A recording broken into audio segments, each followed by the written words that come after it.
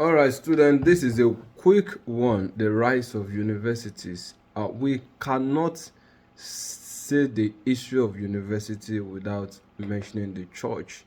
The church has always been a center of learning. First, for the purpose of training clergymen to serve in the church. Then, also don't forget, the first part of our church history, we talked about how the Greek society, how the Greek philosophers, not just even the Greek alone, even the Roman society, they had philosophers where they argue and learn. We talk about origin and some other apologetics at that time. So the society already appreciate learning, but the church really embraced learning. And in the medieval period, the Middle Ages, when the church and society have a fusion, the society look at the church as a place of teaching and learning. So at first, it was for training of clergymen about church doctrines and all of that. Later, they included grammar and logic into the teaching, into the learning, grammar and arithmetic, into the learning of the priest. But when Charles came on board, there have been groundwork before Charles anyway. But when Charles the Great came on board, he mandated that every monastery must have a school, every cathedral must have a school. Himself established a school in his palace, mainly for boys. And they were teaching 7 main subjects. I will still go into the 7 main subjects later on. So, by and large, you start having more interest in learning, and a point came where some group of boys we gather together and employ a teacher to come and teach them. Now this teacher would teach them, they employ that teacher to teach them. That meeting is what is called university. So university today, where the word university today, you think about large campus, high-rise building, lecture halls, theater halls, football field, and many faculties and departments. But in the beginning, university just means group of boys hiring a teacher to come and teach them. Most likely they sit on the floor with maybe grass on the floor so that they will not feel much cold. If the place is not conducive for them again, they move from that place to go to another place. That is what education is, or that is what university is at that time. So when Charles started school, they were teaching grammar, rhetorics, logic, arithmetic, geometric, music, and astronomy. It is called the 7 liberal arts. The 7 liberal arts. So there are particular people who really brought a change into the learning system or into the learning curve that give rise to a huge development, or that make a big difference in the way education is viewed, in the way universities are organized. The first person I will talk about is Gilbert. Gilbert later became a pope, and his pope name was Pope Sylvester II. And Gilbert went to train in Spain, and his mentor was a Catholic bishop. But Spain at that time, in the history we'll be talking about, we talked about how Islam was in Spain and they had to be chasing them backward and be fighting them. So when he went to Spain to learn, Islam was ruling, even though a moderate Islamic rulership. He was there learning, and then he got exposed to other materials aside church documents. And that was how philosophy came into European learning, into the church system as well, where you see materials of Aristotle, maybe Socrates, maybe Plato. They came across those materials of secular authors, philosophical thinkers. And then when it came back to what you can call Rome, when he arrived back to Rome, he tried to the first thing he did was to create a library where he had collections of script. This script that he collected, it normally took a year, almost a year, to hand copy a script to another, and to buy one would take about a year wage. So it was a great feat to have a collections of library where where people can come to study, or where you can keep those materials. So when he became a pope and he intervened in the education of priests and boys, he introduced other philosophical texts, secular author, into what they learn. Don't forget that even monasteries have been collecting books and libraries, and monks were mandated to also read. But this man introduced secular learning into the church schooling system, which also influenced the general public, because the church was not only teaching priests this time, they were also teaching boys to learn. So boys in Italy, which was in Rome, they would employ a teacher, and then the teacher will be teaching from his textbook. If the teacher defaults or doesn't cover his syllabus or doesn't perform well and all of that, they can find, not that they can, they will find the teacher. In France and England, don't forget, there were 3 main countries that come into the picture of world power at that time, especially in the Western world. You have Italy, you have France, you have England. And so in England and France, the boys were younger.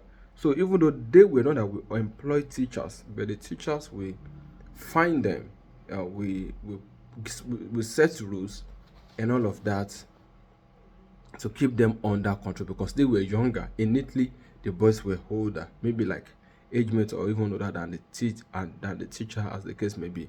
So the method of teaching that they adopt at this time is called disputation. Disputation, from the word dispute. So usually they will employ two teachers, and the 2 teachers will be arguing.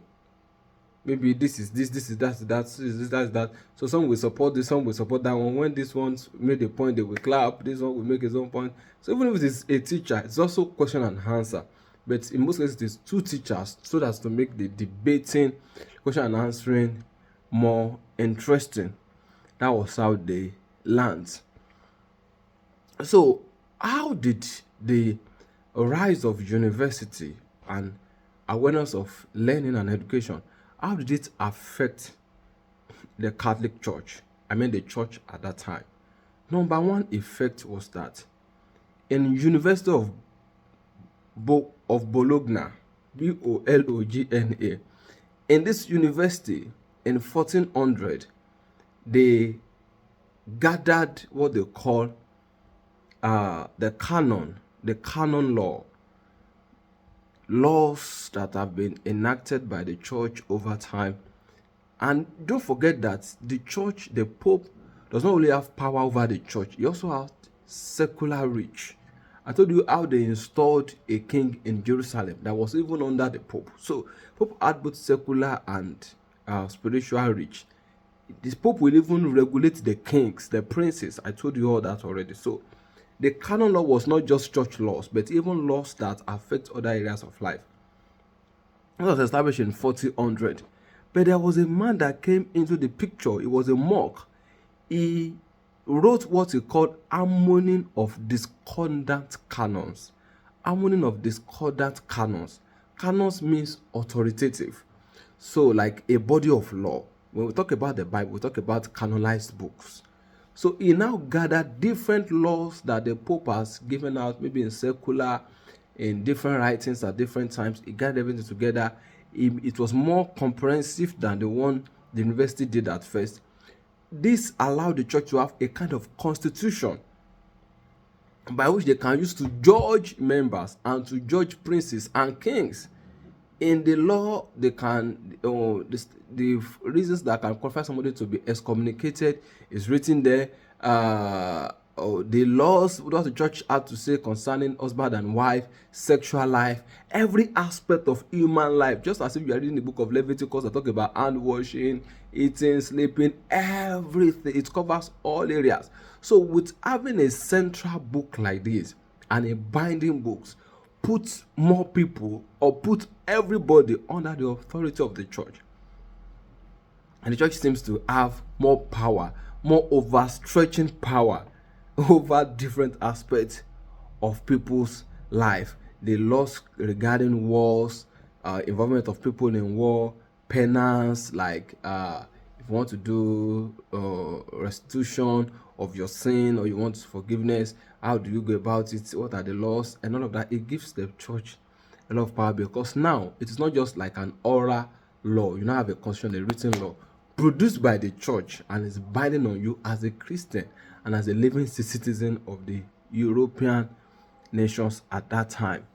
The second effect this education or learning or awareness and learning had on the church was that introduction of philosophical and secular authors give rise to reasoning, give rise to philosophical thinking. Questions were now rising about some of the church doctrines, church rules. They were now like in conflict with the church. And that was where Thomas Aquinas came into the picture. Thomas, the word Thomas is spelled Thomas, then Aquinas, Aquinas. He was a Dominican priest. It was vast in learning and respected. So he came in time to save the church. The first thing he did was that reasoning and logic must not lead you away from God. He set that belief system in place. He argued that all learning came from God, and all truth, came from God. So whatever truth you have, it must harmonize. It must harmonize or submit to God. He also said there's one between reasoning and revelation. Like they were trying to reason out the doctrine of the Trinity. How can you say 1 + 1 + 1 is equal to 1? How? So he said there's one between reasoning and revelation. You don't cancel revelation because of your reasoning. These were good points, and he was able to bring things under control. He wrote the book Summa Theologica, which means a summation of theological knowledge.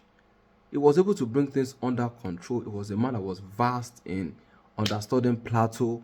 He even wrote a book concerning, he called it Commentary on Aristotle Metaphysics. Yes, on Aristotle. So he wrote another book, Summa Contra Gentiles, talking about non-Christians' thoughts and ideas. So this was a man that was vast in church doctrine and laws, also vast in secular learning. So he was able to bring people under subjection and cooperation with the church. He didn't just stop at that. He now gave higher power. He cemented the power of the church through his teachings and his logical reasoning. He agreed and insisted that the Pope had power to forgive sins. That is, you must confess your sins to the Pope. The Pope will now pronounce you forgiven and tell you the things you must do to pay for your sin. Meaning that if you don't cooperate with the Pope, you will end up in hell. He agreed with the purgatory doctrine, which I've explained earlier, that somebody is between heaven and hell, and then they will preach, or they will do some act of services to get the person from hell, from that in between hell and heaven, into heaven. He also believed in crusade, that when you call for crusade, I think, he gave, okay, let me talk about indulgence. He believed in indulgence, which directly give credence for crusade and wars. Indulgence means total forgiveness, which the Pope claimed they have the power to bestow on people based on their involvement in the holy war. That is, instead of them even saying we try our best to remove some of your sin, God's mercy can now overrule the rest. They will just say all your sins are forgiven. Don't worry. By getting involved in the crusade, I explained all that to you earlier. So these were the things that were going on in this period of the Middle Ages. Thomas Aquinas lived between 1225 to 1274. The Middle Ages I've been talking about is between 590 AD and 1517 AD. Gilbert Sylvester that I mentioned, I said a learned that first introduced secular reasoning, or I don't want to say first, but that really bring it on into the church trainings, was lived between 993 AD and 1030 AD. This was the outlook of things in the medieval period. Our next two or three teachings will also look at other things that happen in this time, before we transit to the next episode. Thank you. I try to make this brief and interesting so that it will not get boring. So you now know that the most universities today, even beyond the medieval period, in England, in US, in Europe, they were all founded. Some were founded in the church, some were founded by the church, some were founded because of the church, some were founded. They were all Christian universities. They were mostly Christian institutions that were founded at those times. So the church is at the center of advanced learning, and also benefited from it by claiming much power to itself. Thank you.